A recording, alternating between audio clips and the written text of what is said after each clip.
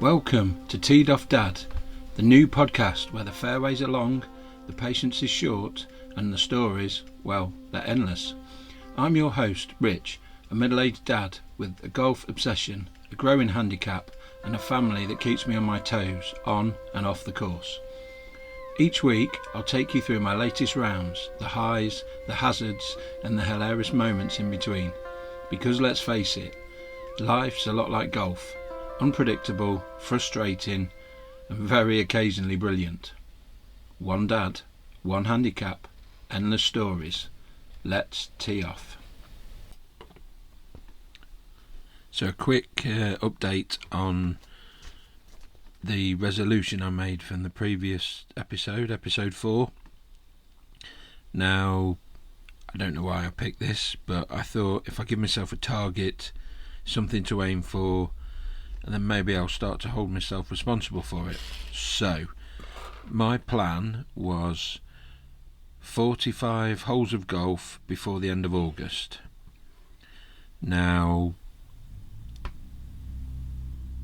as I record this, it is Friday the 29th. So I now have Saturday and Sunday. I'm currently sat at 18 holes, so I'm not even halfway. But rather than playing golf, the weather was bad the other night, so I did go to the driving range. So maybe the caveat should have been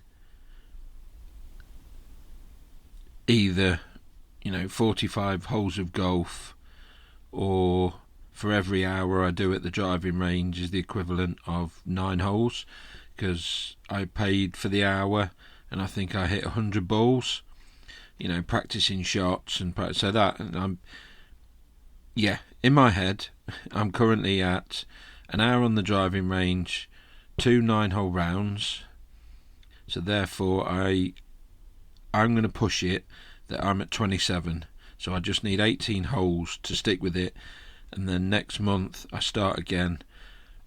At this moment in time, next month I have 3 18 holes of golf booked, charity, 2 for kind of charities or community days, and 1 that I need to book onto. So that could be 54 holes of golf before I do anything at my home course. So next month I do expect to play a lot more. I suppose I've had 2 weeks in August where I've not played, but 18 holes to go for the weekend.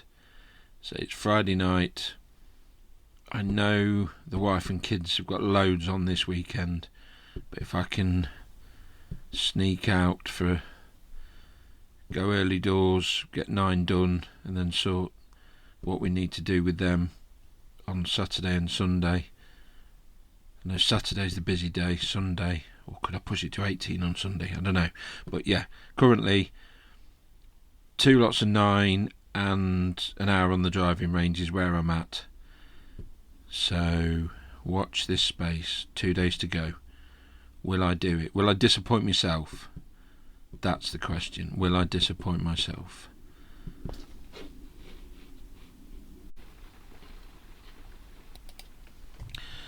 Now, a golf snob I am not.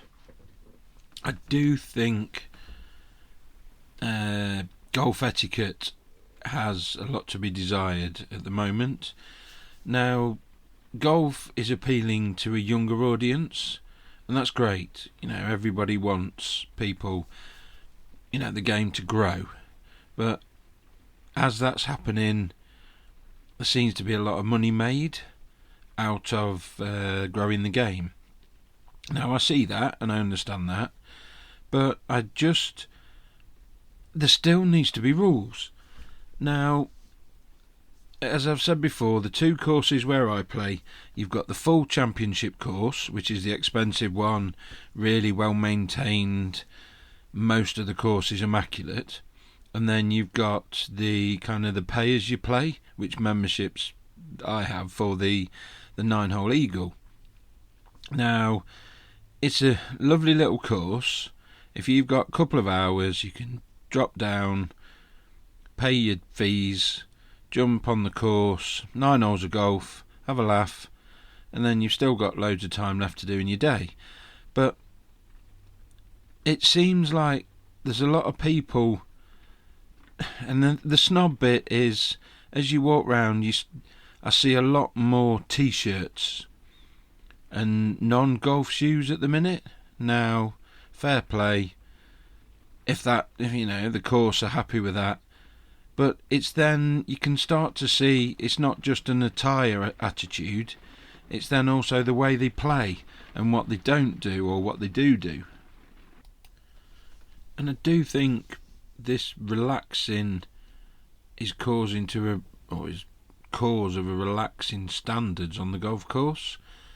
Now, the signs that say please replace or please repair pitch marks, please fill divots if you make one, and there's probably 24 bags of soil and seed just as you come off the first tee that you can pick up and as you go. But I think it's kind of a two-pronged, that if these are kind of newcomers or casual golfers and they'll only play it once or twice, is their attitude, well, it's not my place to replace a divot or do this, which is disappointing really, because it should be part and parcel of playing golf. You turn up, you play golf, you respect the course,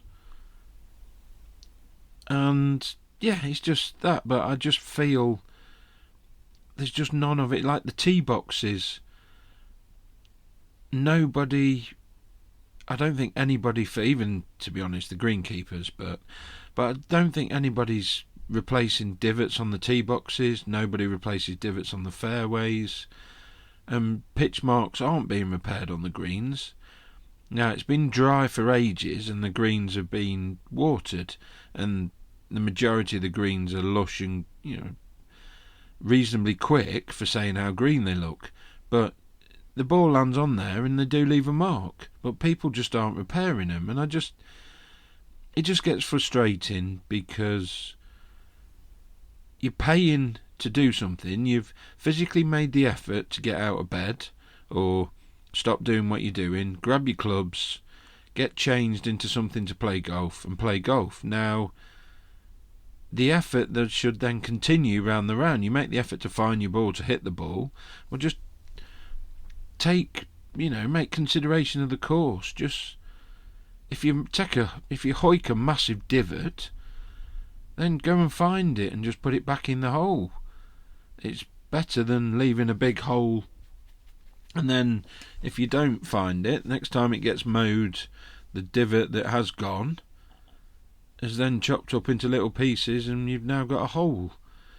And again, on tee boxes, people hiking massive divots with drivers and woods on tee boxes. It just, I don't know. And I don't want to be seen as a snob. It's just frustrating, because you turn up, you stand on the tee box and you look around you and you're looking, thinking, well, where am I going to tee up that looks reasonable? That's not just soil, dead soil. That's not going to have a clump of grass behind a divot. It's not going to have something in front of it, and somewhere where you can stand with your feet reasonably level and steady. But no, I'm kind of a little bit of a rant over there, because I have no qualms in anybody playing and enjoying golf, but just that little bit of respect. Oh, and just remembered as well, and 6 to 8 weeks ago, I don't know how I did it. I must have just leant a club against my bag, and as I walked off or driven off, it's fallen, and I've not seen that it's fallen. But I got home one night, went to clean my clubs, and I've got no 6-iron. Now look in my boot, look in my home office where I keep my clubs, nothing. Next day, go to the I can't think what it's called, the starting hut, or where you register or where you sign in for a game of golf. They've got some clubs that have been found, but not mine. So I thought, right, I'll go to the driving range, because it's separate from the course. It's a little bit away. They've had nothing. He says go back to the near the first tee where I've just been, nothing. So I think, okay, maybe if somebody's picked it up on their travels and jumped in the car and forgot about it, fair play. Next time they play, maybe they'll bring it back and drop it in. Now, I've tried a couple of times at both, and I know it's my own stupid fault. Should look after stuff better. But I reckon probably 90% of people, if they found a club, no matter what brand it is, whether it's good brand, whether it be a good brand or a bad brand, you would hand it in. Normally, if somebody's lost something and you see it, you'd go over, find somebody, go to the club shop or whatever, and just say, just found this on the course, can I just hand it in? I've done it in the past. We've been playing, and in fairness, we've found some really good clubs that line about. I think, is it the P790 TaylorMade? I think we found one of them one day. You put it in your bag. As you walk back, you drop it in and just say, I just found this on the course. Wedges are a normal, when people walk up, take a wedge and a putter with you because you don't know if you're on the fringe, or rather than taking your whole bag, sometimes you drop the putter down. Drop the putter down, you chip on, drop your wedge, walk over, putt, and then go straight to your bag without picking your club up. But I think if it was on the main course, the one where the people, the expensive full membership course, I would hesitate to say that it would be in there. It would have been there. But I think because the course I left it on, I'm disappointed. So I've been and bought another one because it's a club I use a fair bit. Gave it a couple of weeks, still no sign, so I bought another one. But it's just a frustration that the standards and golf itself, doesn't matter what course you're on, there's still standards, and how you are as a person should come through. You find something, you hand it in. You break something, you talk to somebody about it. You smash a big divot out on the course, you try and do something about it so that the person behind you doesn't get hampered by it. But I just think this course, the price of it, anyone can, you don't have to be a member, anyone can come on. And I think there's an element of it, just people don't realise, or sometimes don't care what etiquette is or that type of thing, and it just goes out the window. So next, carrying on from the attire theme, I was at the driving range last week. A bit of time on my own, went down, did a bit of work through wedges, try and get a feel for if I'm hitting them any shorter or longer than I have been. So I just took my wedges out, hit a few of them, did some closest to the pin challenges and what have you. Realised there are some proper golfers at that golf club that go to that driving range. They do a challenge where you have 9 holes, and however far in feet you are from the flag when you land it, so approach challenge, however far you are is a point. Now, you then get penalised if you miss the green. You get penalised. Is it 10 points? If you go in the rough, it's 15, in a bunker, what have you. So this is all using Top Tracer. So I'm playing along, not really feeling it, and I've got 450 points, which averages about 50 feet on every hole, which I didn't think was too bad. So I run it again, try again. I lose 100 points this time. I'm a lot better. 340 something points. Now I'm thinking, actually, for my level, I'm pretty chuffed with that. There's a few. I think there was a 5 foot and a 10 foot and a few like that. So, and I think that one, only one missed the green out the 9. So it's anywhere from about 70 to 160 yards. So I'm thinking, yeah, I'm pretty chuffed with that. Look at the scoreboard.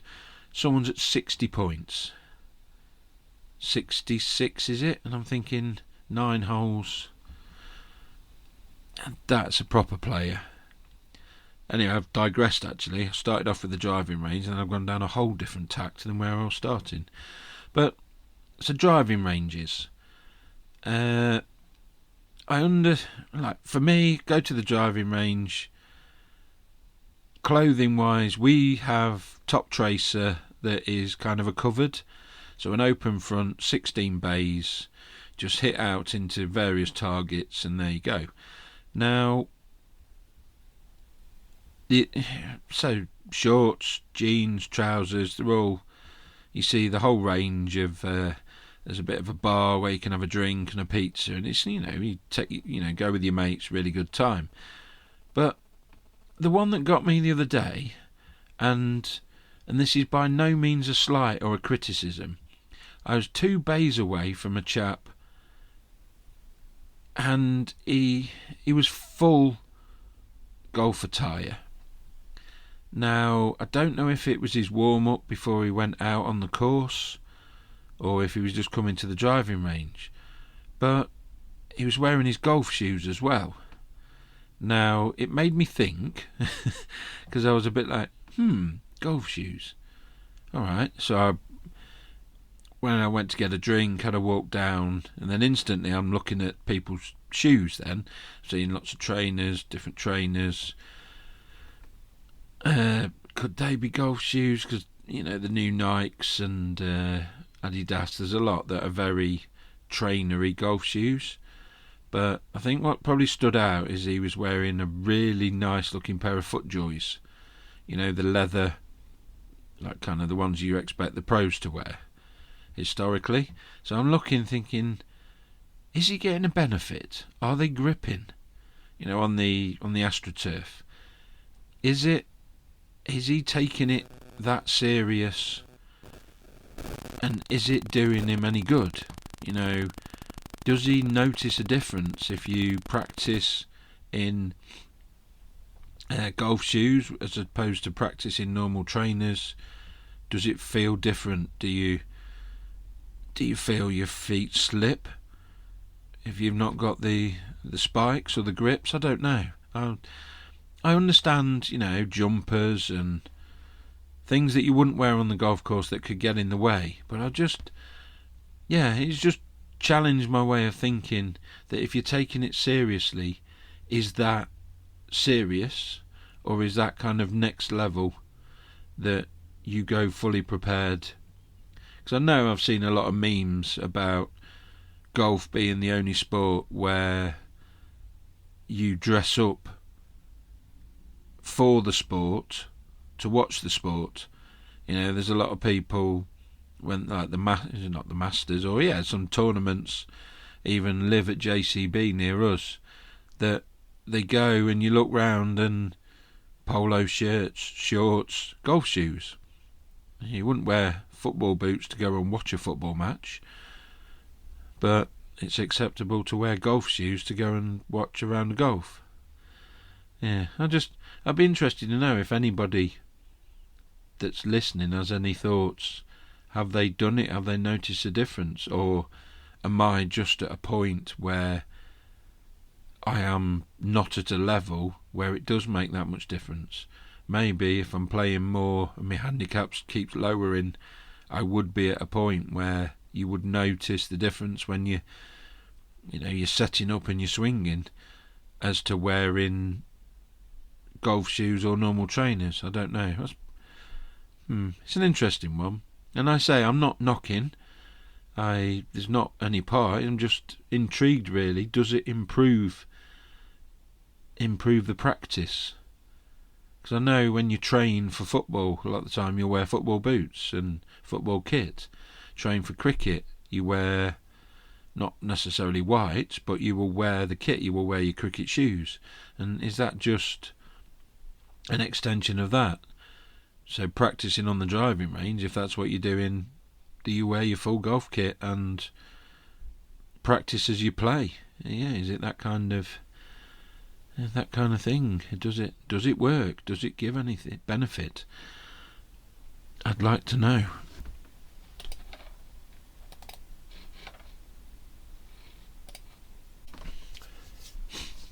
So moving on from my attire and clothing based whinge. I don't think it was even a rant. I didn't get that excited about it. But a couple of times now I've been on holiday with a family and there's been golf clubs nearby. Now, last year we went to Scotland, we stayed in a little port called Port Patrick near Stranraer on the southwest side of Scotland. Really lovely little port. In the distance you can see Northern Ireland, and if you move over further round you can then see the Isle of Man as well on a clear day. Really nice place. Not that much to do, but if a relaxing holiday is what you want, it's there. You know, we'd go back. It's a shame it's 6-hour drive, but when we were there, if you're going for a week, it's kind of worth it.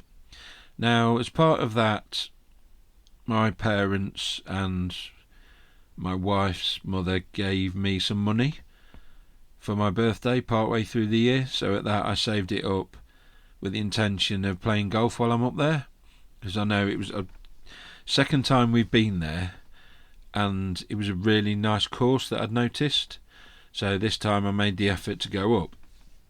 Now,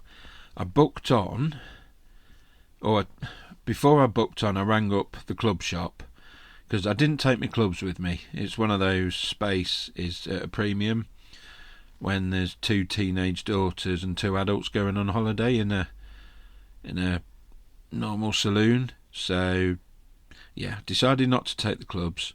Took my shoes, polo shirts, took me my golf trousers, just to be, again, if you're going to play, you go accordingly.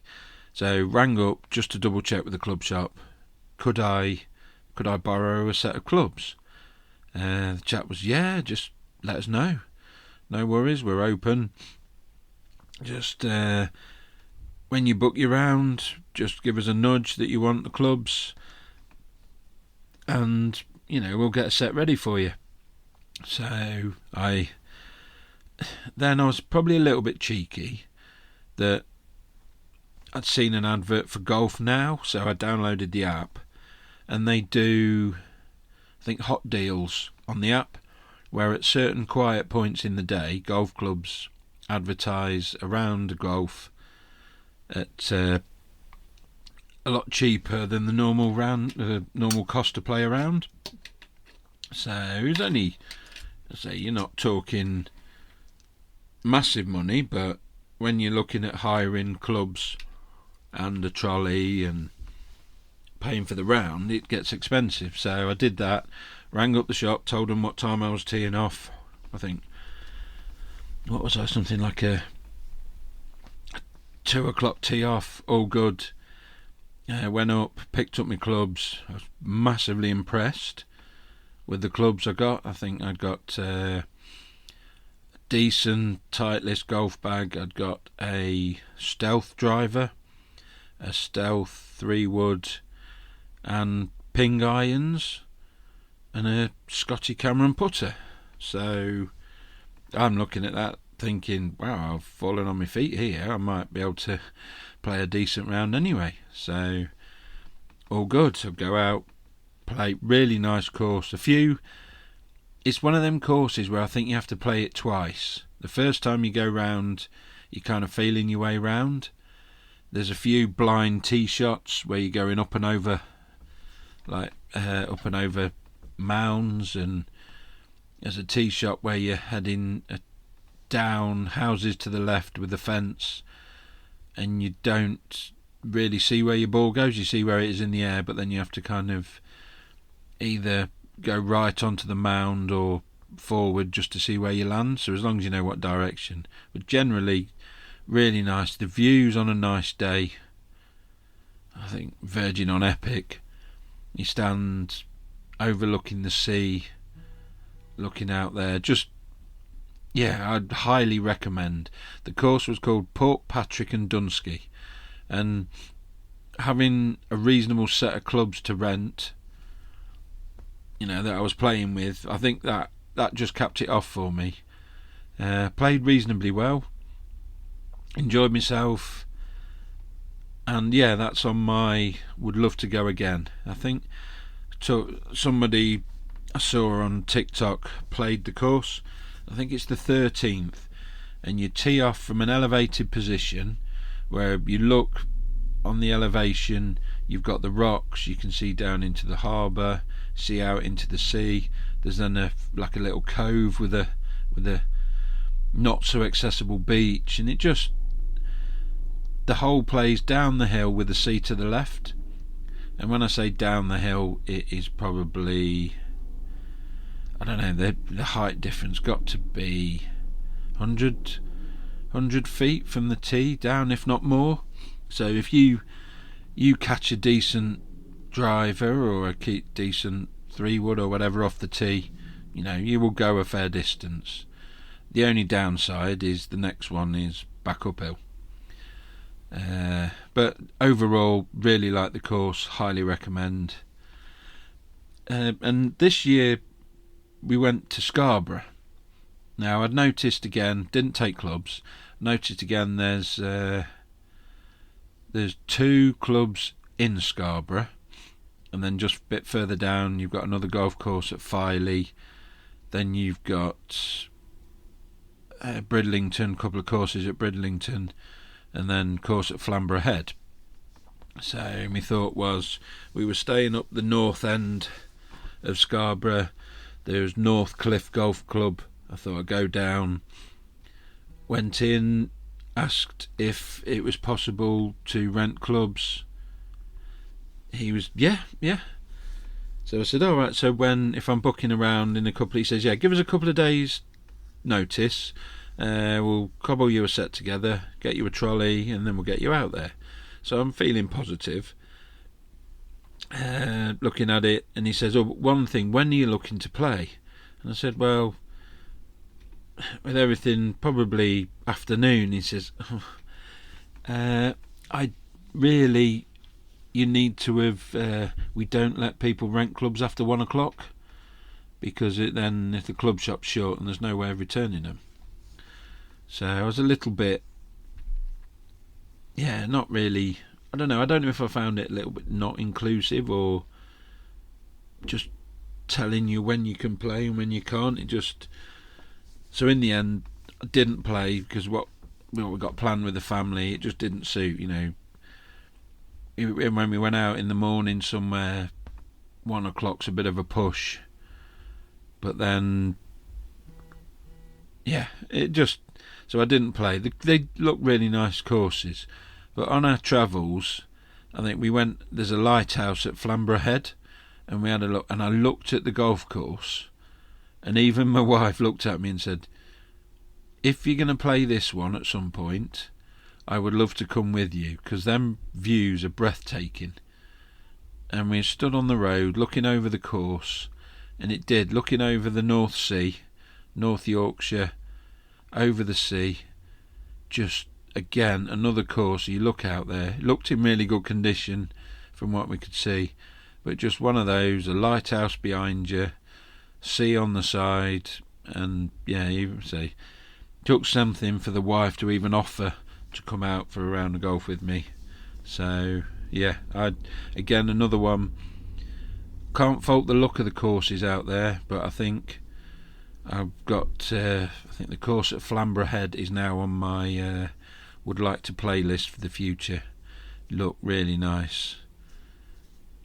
And just while I was searching around, I did have one of those fall off your chair moments. Well, I'm looking round, I've gone through the Scarborough, I've gone Filey, Bridlington, Flamborough Head, all anywhere between about 20 and 50 quid a round. And I've stumbled across another one at Ganton. Now, look nice, £120 a round. And apparently it is in the top 100 courses in the UK. But then I'm just looking at £120 a round. It's an inland, so there was not necessarily any views. But it started me thinking, am I getting £70 more value to play that course than I would to have played somewhere like Flamborough Head with all the views, the lookout over the ocean? I don't know what justifies a visitor's tee, the visitor's tee charge, or the cost for a visitor to play golf. But I know historically Gleneagles, I inquired on holiday in another part of Scotland, and that was ridiculous. But I suppose there's an element of there's been Opens and Ryder Cups played. But yeah, £120 just to play 18 holes of golf did feel a little bit rich for me. So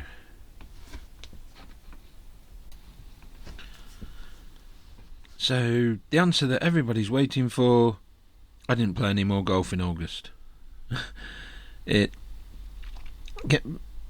started off bit of bad weather, not really bad weather, bit of rain. I chickened out, didn't want to get up really early. The wife and kids had events on, things, fundraisers. Thought I might get 9 holes in the afternoon on the Saturday. No. So basically, I think I played 27 holes and an hour on the driving range in August, the sunniest month of the year. But I'm not going to go over old ground. I have September. I've got I've got 3 18-hole rounds coming up. A couple of places I've never played for. There's one in I think Leicestershire, one in Cambridge, and hopefully one at Grantham. So we're going to play some golf in September, even if it's raining. Get me waterproof on. Make sure I take my umbrella, and make sure I take my bag cover, because last time I played in the rain I ended up putting a plastic bag over my clubs. A few jokes of, well, you can take the engineer out of the office, but you can't take the engineering out the engineer. So plastic bag fitted over all my clubs, stopped them getting soaked and stopped the bag getting wet. But yeah, spoiler gone, I didn't play any more golf, and I'm still a member. So yeah, I suppose the addition to that is I am booked in for physio on my hip stroke pelvis. Got a bit of an issue with that, which I notice as you get towards the end of 18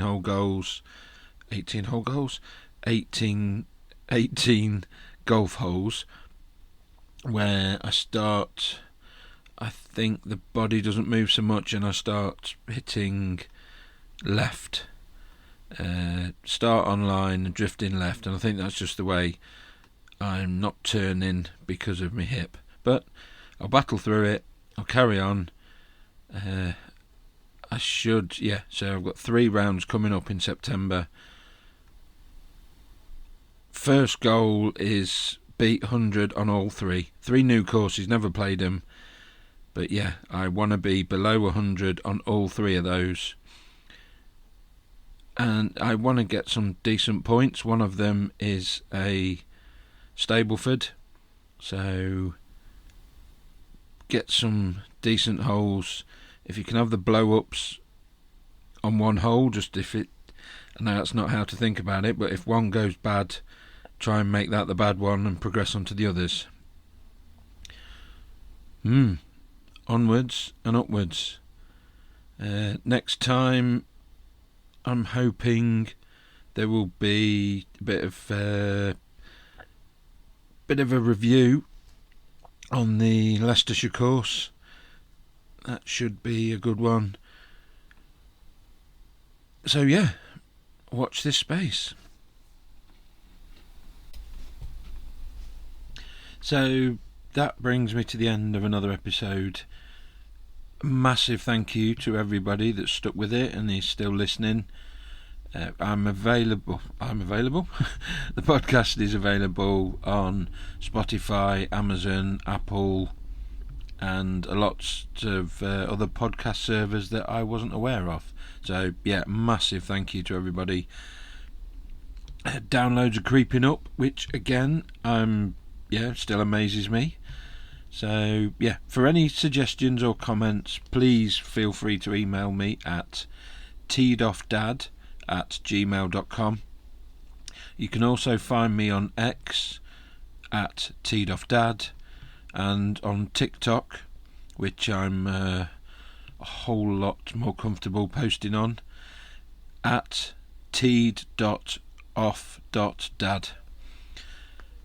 We're on TikTok now. I'm approaching 600 followers, so yeah, there's a lot of hopefully I'm starting to reach different people now and get other people have a listen, and yeah, if a couple of people enjoy or get anything out of what I'm doing, then sometimes it's helping me, get things off my chest, explain things. Yeah, just a bit of time to explain things. I'm uploading different content on there. There's going to be more coming up with the rounds that I'm doing in the next couple of months. I think there's a what's on the trolley in there as well with my clubs. So yeah, thank you again. And yeah, again, as I said, any comments, suggestions, anyone think it's rubbish, please. Anyone think it's good? Yeah, I'm open to criticism, and yeah, anything that might help, I'm up for. I'd like to improve, get this better. I'm working on production and all those different things. So yeah, again, it's still me, myself, and I. I'm recording it using software called Cleanfeed, editing using Riverside FM, and uploading onto the many servers with Buzzsprout. One dad, one handicap. This has been Teed Off Dad. Thank you and good night.